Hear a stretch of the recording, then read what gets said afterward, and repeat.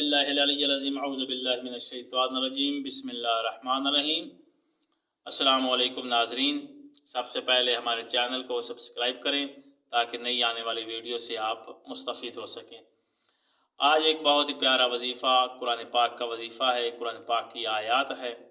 یہ 2 آیات آپ تلاوت کریں گے تو انشاءاللہ تعالی آپ کی جو بھی حاجت ہوگی، جو بھی آپ چاہتے ہوں گے وہ آپ کو ملے گا۔ اگر سامنے والا کوئی بندہ کھڑا ہے تو وہ آپ اس سے چیز مانگنا چاہتے ہیں تو آپ کو وہ عطا دے دے گا، یعنی کہ اتنا بڑا یہ وظیفہ ہے اور نہ نہیں کرے گا سامنے والا آدمی۔